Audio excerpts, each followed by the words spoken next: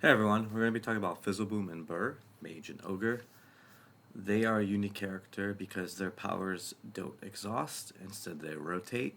So we're going to be going through some of their abilities, or role card, and how you set up the character. So I'm going to start up with a setup card. It's not on this video here, but I'll explain how the setup works. At the start of the game, you're going to choose what side your powers and roles start on. So you see these powers here, such as Flame Wall and Club Smash Firewall, Club Smash, Smash Club, Club Smash, Dispel Magic, etc. You choose which side you want to start it on. Same thing with Fizzleboom and Burrr, the roll card. They have different effects based on what side you're on. So you can choose how they start. Right now they're all on Fizzleboom's side.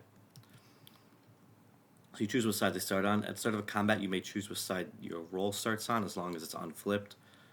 When you spend morale, you may unflip it to whatever side you want. So same thing with your powers. When you spend morale, you may unflip them to any side that you want. The same thing applies to the roll card. Fizzleboom and Burr's flip both affect each other. So such as all your damage is, if you read the flip on Fizzleboom here, all your damage is instead dealt as burn this round. If an ability already deals burn, that ability deals +1 burn. So if we look at like Burr's damage down here, deal 4 damage, that would be deal 4 burn on Itchy Strike down here. Cool. They have an always active. Whenever you activate an ability, you rotate that power. You can activate abilities on powers multiple times. For example, if I activate Flame Wall, I would rotate it. When you activate an ability, it rotates. I immediately can activate the next ability.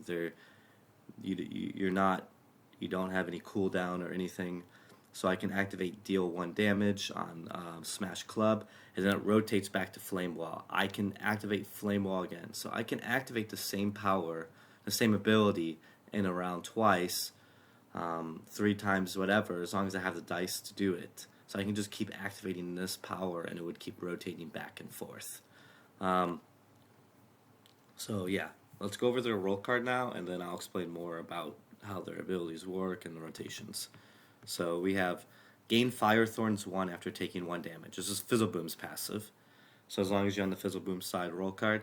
Fire Thorns means, so if I take 3 damage, I would deal 2 burn. Fire Thorns means you deal burn back to the source that deals it to you. So, for example, this ability here deals 9 damage and deals all players 1 damage. And solo, deal yourself 2 damage. So if I'm in, say, a 2-player game and I activate this ability, I would deal 9 damage. I would deal myself 1 damage. I would deal another player 1 damage. This qualifies as the 1 damage in a round before Fire Thorns kicks in. So now if I took, say, 2 damage from an enemy, they would be dealt 2 burn. Now if I dealt myself 2 damage because I'm playing solo, I would deal myself 1 burn. Fire Thorns, after taking 1 damage in a round, you could deal yourself damage if you have fire, or you could deal yourself burn by dealing yourself damage if you have Fire Thorns. The 1 represents how much damage is returned. So if it was Fire Thorns 3, or if you had Fire Thorns 1 and Fire Thorns 1, it would be 2. So if you had Fire Thorns 2, if you took 1 damage, you would deal 2 burn back. So, okay. All your damage is instead dealt as... The flip is all your damage is instead dealt as burn this round. If an ability already deals burn, that ability deals +1 burn. So, for example, this ability here deals 10 burn. It would now deal 11 burn, but all players gain 3 burn. So, yeah, it's very risky. You might be wanting to use your Burrr abilities. Like deal 1 damage would be deal 1 burn. Deal 4 damage would be deal yourself 1 damage. Deal yourself 1 damage, deal 4 burn. So, but they have abilities that can remove burn from a player. So you can definitely get those abilities. Yeah, these don't have dice yet. I will make sure to add them in. I just noticed that. So, okay, let's keep going back and go to Burr's roll card now. For each point of damage you take, you instead replace a power. If your player deck is empty, you instead discard that power. So if I were to assign damage to Firewall, for example, Firewall would take 1 damage, and when Firewall takes 1 damage, it would replace instead of exhaust. So when you're on Burr's side, you're cycling through your deck when you take damage. When you're on Fizzleboom's side, when you take damage, you would exhaust those powers as normal. So the passive of Burrr is really great because it allows you to not spend as much morale. Because if you're replacing powers, you don't have to spend morale. So if you have a lot of burn counters on you, you might want to go to this side until you can remove them, because that 2 burn at the start of the round will just make you replace 2 of your powers. And hopefully you can find a power like Dispel Magic here, which can remove burn counters and such. So the flip is gain Enrage this round. So what Enrage does, and you can return 1 power from your discard back to the bottom of your player deck. Enrage makes your attacks deal +1 damage, but enemies deal +1 damage to you. So if enemy dealt 3 damage to all players, it would deal you 4 damage, and then deal 3 damage to all the other players still. Your attacks like deal 2 damage would now deal 3 damage, or if you dealt like 3 damage, multi-attack 3, it would do 6 damage. Those attacks all deal +1 damage. So let's go through some of Fizzleboom's and Burr's abilities. They focus on burn and damage, dealing themselves damage because they cycle through their deck, or so you can balance morale and cycling through your deck pretty well. So they are really great solo. Deal 9 damage, deal all players 1 damage for 3 dice. And remember, you rotate this power. So Firewall will rotate to Club Smash. It won't exhaust. Deal 10 burn. All players gain 2 burn. Deal 1 damage. Deal 4 damage to yourself 1 damage. So deal 1 burn for each damage you prevent this round. Prevent 1 damage. This ability can stack. So you deal 1 burn for each damage you prevent this round, and then you prevent 1 damage. So if you prevent 3 damage in a round, you would deal 3 burn. Pretty nice ability. Deal 3 damage, prevent 1 damage to yourself. And if we look at the other side, we have this killer move, deal 15 damage, deal yourself 6 damage. If you're on Burr's side, this is fine because you would deal 15 damage, assign 6 damage to yourself, you would just replace those powers. So for 3 dice, you could deal 15 damage, but you're cycling through your deck very quickly, and yeah, you're not going to have much left, and you don't want to do that. So this might be a good finisher against the boss if you have enough deck left. Prevent 1 damage. If you activate Firewall this round, deal 1 burn. So in here we have this ability here will be, this will be a 2 dice ability. I have the dice. I think I didn't save the new update before I converted them to PNG. But this is a 2 dice ability. Remove 1 spore or 2 burn from a player.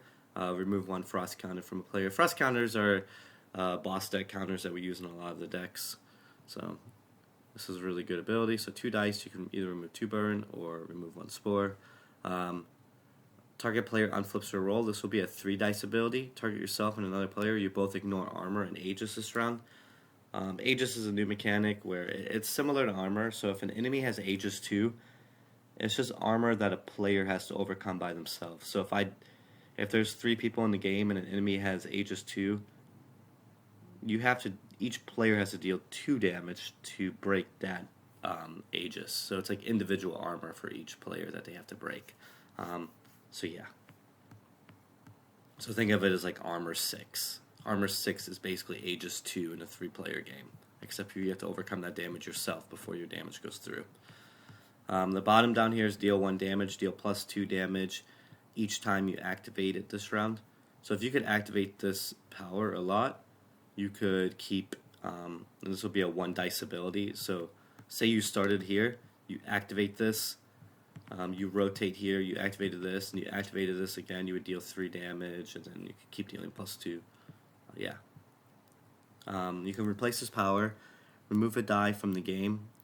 You gain, for the rest of the game, at the start of each round, deal 2 damage. So you permanently lose a die to constantly do 2 damage. Could be worth it, might not be, because having less dice is not good. Deal 1 damage, just ignores armor. Deal 2 damage if an enemy special would make this ability miss, ignore it. Fizzle Mizzle never misses. Prevent 1 damage if this or more of your powers are Fizzleboom side up. Prevent +1 damage. And then if we check over here, we got some really cool abilities, like target an enemy, roll a die, and a 6 prevent all damage that would be dealt to you this round.